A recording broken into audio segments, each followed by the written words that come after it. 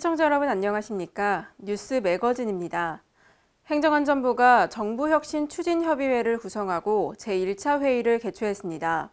정부혁신추진협의회는 국민의 정부혁신 제안을 심의하고 이를 정책에 반영하기 위한 국민참여, 범정부정부혁신 추진체계입니다. 앞으로 협의회는 국민의 삶의 질이 향상될 수 있도록 현장 중심의 정부혁신을 지속적으로 추진해 나갈 계획입니다. 강원 동해시가 어촌 뉴딜 300사업에 선정되기 위해 사전 준비에 들어갔습니다. 어촌 뉴딜 300사업은 해양수산부가 전국 2,300여 개 항포구 중 300개를 선정해 해양관광을 활성화하기 위해 추진되고 있습니다. 동해시 관계자는 차별화된 해양관광 콘텐츠를 발굴해 어촌 뉴딜 300사업에 선정되도록 모든 행정력을 집중하겠다고 말했습니다.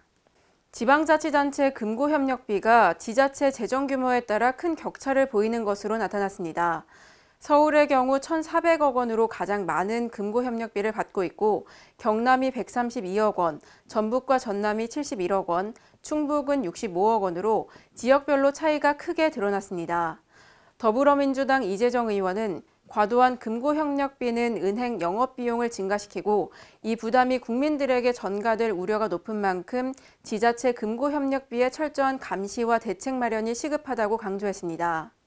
법무부가 국민에게 불편을 초래하거나 차별적, 인권 침해적인 법령, 그리고 사회 변화와 동떨어진 법령 등에 대한 개정 작업을 추진합니다.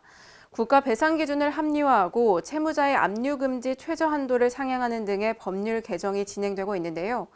법무부는 앞으로 장애인 차별적인 용어를 개선하고 범죄 피해 구조금 제도 등도 순차적으로 개정을 추진할 계획입니다. 전라북도가 지난 10일 도청에서 인구는 미래다라는 주제로 인구정책 대토론회를 개최했습니다. 이날 토론회에서는 분과별 토론회가 진행됐고 이어 인구 문제 대응에 대한 종합 토론이 이어졌습니다. 송하진 전북도지사는 이번 대토론회를 시작으로 인구 증대를 위해 도민들과 지속적으로 소통하면서 현안 문제를 해결해 나가겠다고 밝혔습니다. 제주시가 관내 관리동 어린이집을 공립 어린이집으로 전환합니다. 이는 국공립 어린이집 이용률을 40% 수준으로 높이겠다는 국정과제에 발맞춰 진행되는 건데요. 20년간 무상임대로 추진되는 관리동 어린이집은 내년 3월 공립 어린이집 개원을 목표로 내부 공간 리모델링에 들어갑니다. 중국산 버섯 종균이 접종된 배지의 수입이 매년 크게 늘고 있습니다. 국회 농림축산식품해양수산위원회 박완주 의원이 산림청에서 제출받은 자료에 따르면 중국산 종균 접종 배지 수입은 2011년에 비해 5배 이상 증가한 것으로 나타났습니다. 더불어민주당 박완주 의원은 국내 종균 접종 배지 시장을 지키기 위해 우수한 버섯 신품종 개발을 위한 연구 지원을 확대 강화해 나갈 필요가 있다고 밝혔습니다.